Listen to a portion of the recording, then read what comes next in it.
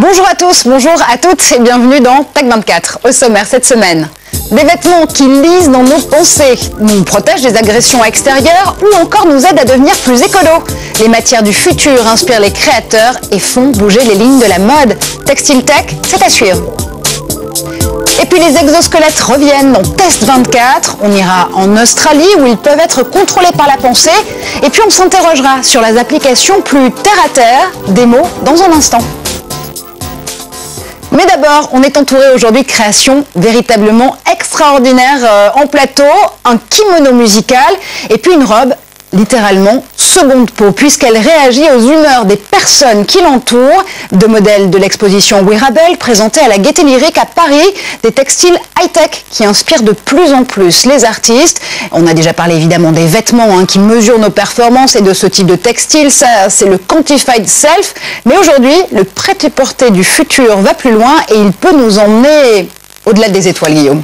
Oui, le vêtement peut être le meilleur ami de l'homme. C'est en tout cas ce que a réalisé l'artiste Behnaz Farahi. Il l'a prouvé à travers un projet Caress of Gaze. Ce projet, il s'appuie sur une cape totalement reconstituée et imprimée en 3D. Cette cape, elle n'est pas passive puisqu'elle s'appuie sur une caméra qui va détecter les mouvements autour d'elle et elle va s'agiter. Bref, elle va reproduire elle-même des émotions. Vous avez derrière moi un kimono musical que l'on doit à l'artiste française Lynn Sanson. Alors ce kimono, il va reproduire des sons de harpe, des sons de piano. Et puis juste à côté de moi, il y a la création la plus dérangeante, en tout cas celle qui heurte. On est vraiment dans la Uncanny Valley, en fait, qui est décrite par le japonais Masahiro Mori, puisque à partir du moment où une création artificielle se rapproche de l'homme, eh bien vous avez cette petite sensation de malaise. En même temps, un vrai chapeau, parce que vous avez donc cette recréation de sentiments de peau avec la veine. C'est-à-dire que là, lorsque je vais m'approcher de cette peau, lorsqu'elle va détecter ma présence, eh bien, elle va s'agiter. Là, vous voyez une veine en fait qui se gonfle, la tension qui monte. On voit vraiment ce concept que pourront sans doute porter un jour des personnes qui a sa propre vie. C'est aussi surprenant que dérangeant et ça a été créé par ça s'appelle Living Like an Organism et ça a été créé par le collectif Local Androids qui est situé aux Pays-Bas. Et justement, pour en parler, on va rejoindre tout de suite les Pays-Bas avec les co-créateurs de ces robes. Ce sont les artistes Cor et Léonie Beau, mari et femme à la ville, et puis surtout co-créateurs à la scène avec le collectif Local Androids. Bonjour à tous les deux, Léonie et Cor. Votre univers s'inspire de la science-fiction, s'inspire d'Hollywood. Est-ce que c'est justement là où vous avez puisé l'inspiration pour cette robe absolument incroyable? Well, we're fascinated by the human body. Nous sommes fascinés par le corps humain. C'est pourquoi nous avons cherché un matériau qui s'apparentait le plus possible à la peau. Et c'est aussi comme ça que nous avons trouvé Dragon Skin. En fait, c'est le type de silicone que l'on utilise à Hollywood pour les effets spéciaux dans les films. Ce genre de choses. C'est une combinaison de nos idées à tous les deux. Nous avons échangé nos différents points de vue, nos façons de concevoir la peau. Pour moi, la peau, c'est une vraie source d'inspiration. D'abord parce que notre corps en est recouvert. Et j'ai moi-même une peau particulière qui m'a amené à faire des recherches sur le sujet. Donc, je ne sais pas vraiment comment dire ça, mais ça m'intriguait. Et donc, la technologie de Dragon Skin m'aide à... Alors, en concret ? À visualiser cela. Oui, c'est le mot, le visualiser. On voulait également savoir à partir de jusqu'où les vêtements vont pouvoir s'émanciper, avoir leur propre vie. Je pense que porter des vêtements est une manière de s'exprimer. Bien sûr que ça nous protège aussi du froid et tout ça, mais on choisit une certaine marque, un certain style pour exprimer ce que nous sommes. Et grâce à la technologie qui évolue, nous avons de nouvelles façons de nous exprimer avec nos vêtements, d'une manière plus réactive. Et c'est ça que l'on recherche.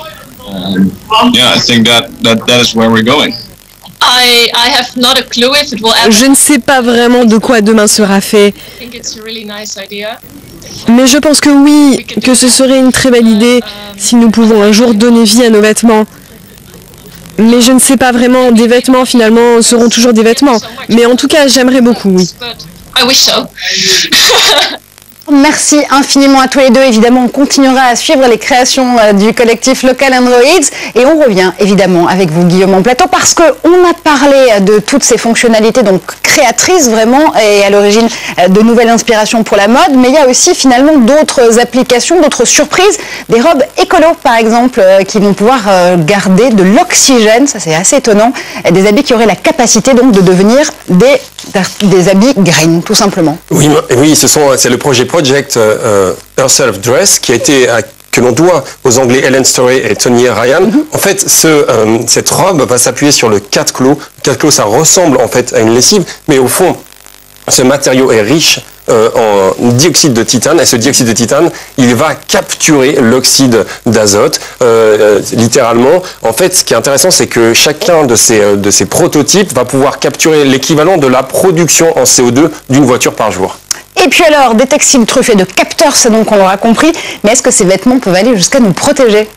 Oui, protégé. On a vu lors de cette exposition une robe assez fantastique, en fait, qui ressemble à une araignée. En fait, elle est dotée de 6 bras imprimés en 3D, capable de flash lumineux. Et lorsqu'une personne s'approche trop vite de la personne qui la porte, eh bien, la robe défend le porteur. Vous avez un projet plus intellectuel, en fait, plus universitaire aujourd'hui, qui est développé par l'Institut Mines Télécom, qui vise à équiper le personnel médical de blouses pare-feu, donc des blouses qui permettent à tout un chacun d'être protégé au quotidien. Et puis, plus anecdotique, vous avez une start-up française qui s'appelle Duo, qui travaille près d'Annecy, qui, elle, a travaillé sur un caleçon anti-ondes.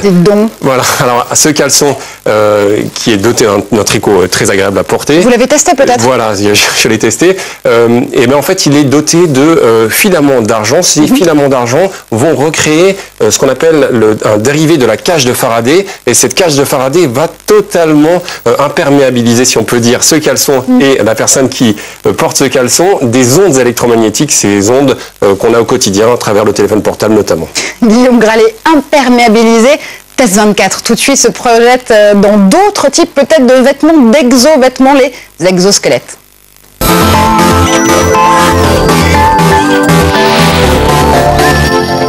Et pour ouvrir cette séquence test, on part en Australie, où des chercheurs viennent de mettre au point une moelle épinière bionique. Elle permettra de contrôler par la pensée des prothèses robotisées. Christophe Dansette. Il n'est pas plus grand qu'un trombone. Les chercheurs de l'université de Melbourne l'ont baptisé le Stentrod. Pour les handicapés moteurs, cette technologie pourrait représenter un immense espoir. Cela permettra à des gens avec des paralysies, qu'ils soient quadraplégiques ou paraplégiques, d'utiliser des technologies de mouvement sans utiliser leurs mains, sans utiliser autre chose que leur cerveau. Car d'autres moyens existent pour aider les paraplégiques. Exemple, ce Mindwalker qui permet d'animer un exosquelette. Problème, pour le contrôler, il faut un dispositif important avec ce bonnet et ses diodes. Le Stentrod, lui, est directement implanté dans les vaisseaux sanguins du cerveau. Pas besoin non plus de chirurgie importante. Le Stentrod est implanté à partir d'une toute petite incision dans le cou. Ensuite, on le fait monter dans le cerveau. Et les électrodes qui sont présentes sur le Stentrod enregistrent l'activité cérébrale du cortex, la zone contrôlant les mouvements. Et l'objectif est bien sûr d'utiliser ces signaux pour pouvoir bouger un bras bionique ou même une chaise roulante. Pour l'instant, le Stentrod n'a été testé que sur des moutons. Les essais sur les humains doivent commencer l'année prochaine pour une possible commercialisation en 2022. Cela coûtera tout de même 10 à 15 000 euros. Et retour en plateau pour aller plus loin avec un exo, Guillaume, puisque cet exosquelette qu'on souhaitait montrer aujourd'hui en plateau, qui s'appelle Exos, qui est un prototype sorti des laboratoires de cette start-up lyonnaise, vous le portez. Alors, j'ai envie de dire, est-ce que ça fait pas trop mal de prime abord ?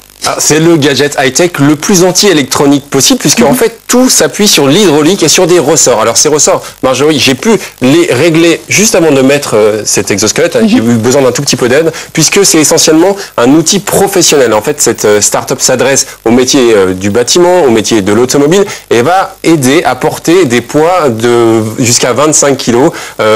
C'est assez probant. Vous voulez qu'on fasse une petite démonstration peut-être? Je vois comme par hasard une chaise entre nous. Je vais tenter de la soulever. Attention, ces bras musclés vont tenter de m'aider. Et alors honnêtement, c'est vrai que elle est quand même relativement lourde. Est-ce que vous arriveriez à la soulever beaucoup plus facilement que moi? Et je risque d'avoir besoin d'un massage après, ceci dit, mais... Alors, je vais essayer tout de suite. Hop. Effectivement, je sens que je porte quelque chose. Oui. Mais j'ai pu régler, grâce à une petite poire ici, la position par rapport... Grâce à une petite poire qui est juste là, je vais vous montrer. La position de l'exosquelette par rapport à mon dos. Et je ne ressens pas, franchement, une très grande douleur. C'est assez bien fichu. C'est comme si quelqu'un m'aidait, en fait, pendant que je suis en train de porter cette chaise. Donc, pari gagné pour cet exosquelette low-tech, si j'ose dire. Mais il y a d'autres inspirations aussi en ce moment au niveau de ces squelettes qui peuvent être également robotisés. Oui, il y a Inoffice au Japon qui sert sur les chantiers navals à Daewoo par exemple. Et puis, il y a ce projet qui s'appelle Phoenix, qui a été lancé par une entreprise californienne, SuitX. Et ben, Phoenix n'a pas une application professionnelle comme le modèle W de Exos, mais une application médicale puisqu'elle va aider des tétraplégiques à marcher. Aujourd'hui, Exos s'intéresse uniquement à nos bras, mais il prévoit d'ici la fin de l'année, d'ici la fin 2016, attention au suspense, de s'occuper de nos jambes pour que vraiment on puisse permettre à des personnes d'aller très vite. Pour la petite histoire, Phoenix permet à des handicapés de marcher jusqu'à 2 km/h sans aucun effort. Bon allez, je vous laisse repartir avec cet exosquelette. Merci infiniment à Guillaume pour tous ces tests et puis toutes ces informations. Vous l'avez compris, c'est la fin de cette émission. Merci à vous de l'avoir suivi. On se retrouve comme chaque semaine sur Facebook, sur Twitter, sur tous les réseaux sociaux du moment où vous ajoutez le hashtag Tech24 à la fin de vos messages. Restez connectés, on se retrouve très vite en plateau.